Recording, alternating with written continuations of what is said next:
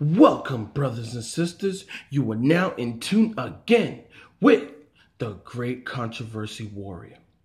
This is part 3 to who are the Jesuits and why were they formed. We were talking in the other 2 parts of this series what the role is of the Jesuits in the religious and political world, and how they have shaped and changed the scenes of the religious and political world. As I said in the other 2 videos, the Jesuit order, or the Society of Jesus, was formed by Ignacio de Loyola, Francis Xavier, and Pedro Faber in 1539. And we were speaking on how they have been able to infiltrate themselves in governments, kingdoms, and political scenes. And it's interesting to say the least that in North America as well, they have been able to infiltrate themselves within our political and religious scenes. And to this day, they're still meddling in our affairs. Brothers and sisters, the tendencies that the Jesuit order has founded and was founded on still is prevalent today. There's an author which my channel has to say thank you to, because that is why we're called the Great Controversy Warrior. There's an author that we must say thank you to. This author wrote a book in 1888 called The Great Controversy, and in it, she speaks on the Jesuits. She speaks on what they did in the Protestant Reformation. And like I said in my other videos, if you don't know what the Protestant Reformation, please take the time. Go to Google, type it in, read on it. It's something that is very valid to this day. And we must give thanks to the Protestant Reformation because of its freedom of speech, freedom of conscience. That is why we have a country like we do today of America. But slowly that is going away. And we see it every day. But that is for another study. I would like to show you what this author said about the Jesuit order.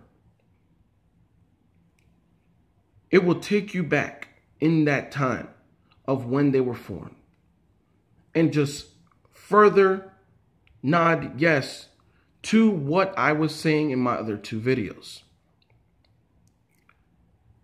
And if we note, and if we really pay attention to what they are about, we will know that it's not hard to tell where this country is going in the future. I would like to read a paragraph here that I find very interesting. Throughout Christendom, that is a part of Norway in which the Reformation really took off, in parts of Norway, parts of France, these particular countries of Europe, Christianity really took off in a very astounding way in the 15, 16, and 1700s. Throughout Christendom, Protestantism was menaced by formidable foes and woes. The first triumphs of the Reformation's past, Rome summoned new forces, hoping to accomplish its destruction. At this time, the Order of Jesuits was formed. The most cruel, unscrupulous, and powerful of all the champions of papal popery. Cut off from every earthly tie and human interest, dead to the claims of natural affections, reason, and conscience, wholly silenced. They knew no rule, no tie, but that of their order, and no duty but to extend its power, vowed to perpetual poverty and humility. It was their studied aim to secure wealth and power, to be devoted to overthrow Protestantism and the reestablishment of the papal Vatican supremacy. What is this telling us, brothers and sisters? Now, don't get me wrong.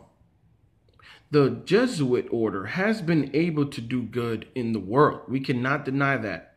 But under that good mask that they like to mask themselves in, there's lots of murderous freedom of consciousness and freedom of speech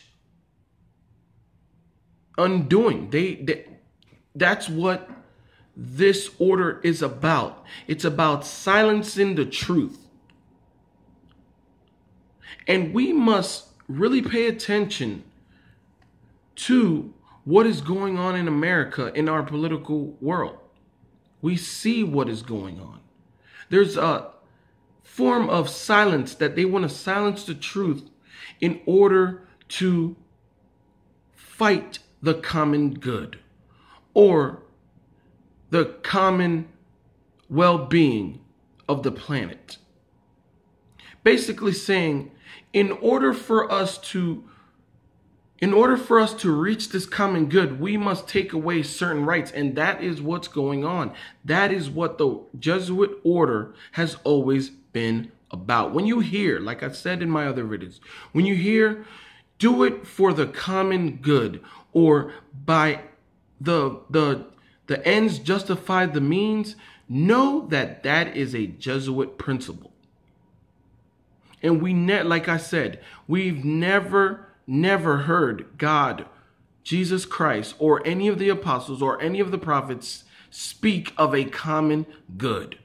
Because in the end of this common good, there's always something horrendous that has to happen so good can come out of it. And I want you to know that there's nothing of coincidence that our Pope of 2017, Pope Francis, is from the Jesuit order. And note as well, the supreme general of the Jesuits is also a Jesuit. Now, is that a coincidence? Or is that something that they've been planning all along? Now, let's go away from these certain things. I want you to pay attention to this particular view that I'm going to put out there. And that is of, what can we do to not be influenced by these things? Well, one is to pay attention to what is going on. The second is to read our Bibles. In our Bibles, we can figure out that this world is not going to last. Everything is interconnecting for us to know that this is the end. Brothers and sisters. And the reason why I wanted you to know what and who are the Jesuits is because we know that in the Bible talks about a particular power. In Revelations, in Daniel, we see these things.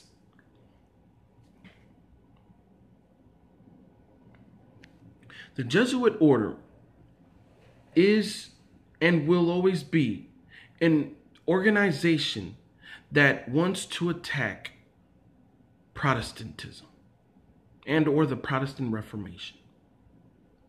And those freedoms that we love, that we cherish, will one day be stripped. Are we ready for that? Are we ready for that? Am I ready for that? I urge you, brothers and sisters, to read your Bible. Go in deep research. Research these things. They're at our fingertips. They are at our fingertips. Don't take my word for it. And please always remember, we are in the great controversy.